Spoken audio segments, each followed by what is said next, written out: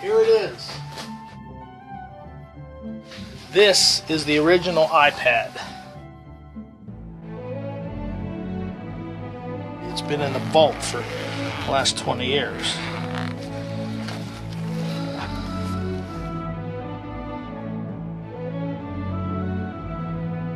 The question is, will it work? That is the question. It's the third generation. It's a MessagePad 2000. There was a MessagePad 120, a 130, and then this one, which was backlit.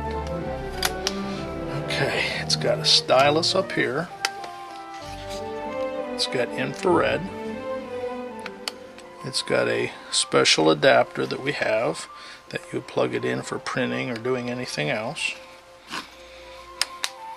It has two PCMCIe slots, so we could put a wireless card in this one slot, which I have somewhere around here. And then there's a card in case you want third-party apps, which in those days they allowed. So we could put an app in here also. So now the question, after 20 years, will it still work? So it's called Rapid Report System because we wanted to be able to go through here and do things a lot rapid. So we could go to provider impression, and wherever you saw a diamond, you had a pull down. So,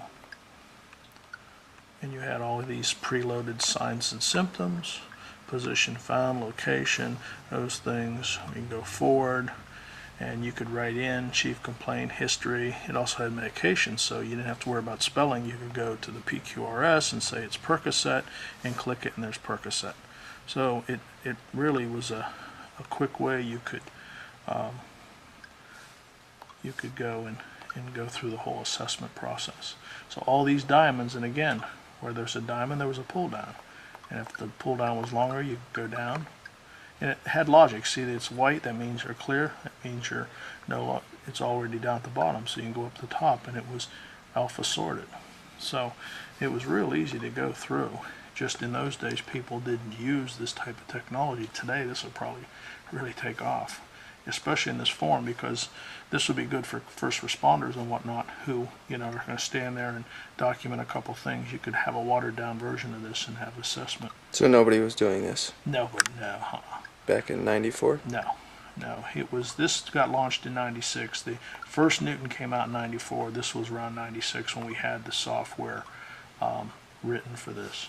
So it was a couple-year process, and we went through 3 generations of these iPads.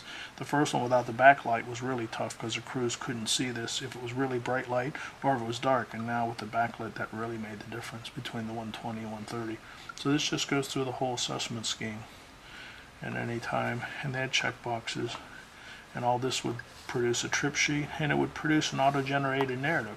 So it would generate the narrative based on what you had. EMS arrived on the scene to find an 84-year-old blank pound male on bed. So they didn't put the weight in, didn't show up. Patient complains, my neck hurts, history of present illness, initial patient assessment. So there's no arrow there, so there's nothing else there. So it would even generate that automatically. So.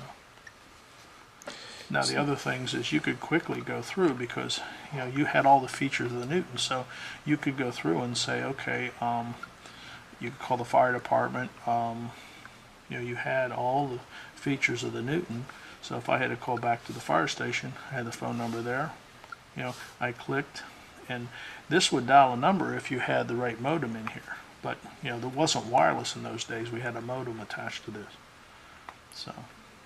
So it had all the features you have in the pad. You also could use the scratch pad. So if you wanted to take notes, you'd scribble it on a notepad, and that was kind of what this had. So if I go out of here, I can go down and I can say BP. And what I want it to do is I'll go new note, and I want it to be ink text. So I don't want it to remember.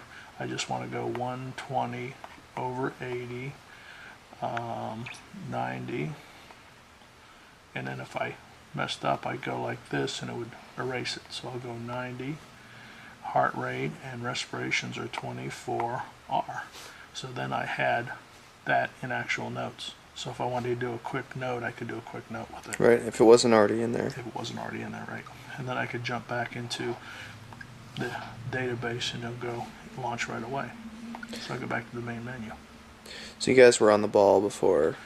We were way ahead of our time with doing this, which doesn't make you rich, but it kind of opens up the whole idea of what could happen in the future. And then, of course, we've gone from the evolution to using ruggedized laptops, trying different handhelds, and now the form factor with the iPad seems to be the direction it's going in the future. But I still think this has the best handwriting recognition of anything. I don't think there's anything else out there that does the same thing. So it just It's a treasure. yeah, it was way ahead of its time. You could dock it. There was an assistant if you needed to ask it something. So it was a great device, and I carried it personally to keep track of everything, and I'd make notes, and you could go and see your previous notes. So all of this was things, and then I could email it if I wanted to. I could still mail, print, fax. We're doing a lot of faxing in those days. Beam it. You could beam it with the Yeah, we infrared. could beam it. So we could beam this information to another iPad, Newton. So the beaming worked pretty well. But you can see we just kept all kinds of notes in it, but it was and then like if you wanted to change something, it was kind of interesting. You wanted to erase, you did that, and it would just erase it. Mm-hmm. So had a lot of little neat features of it in those days.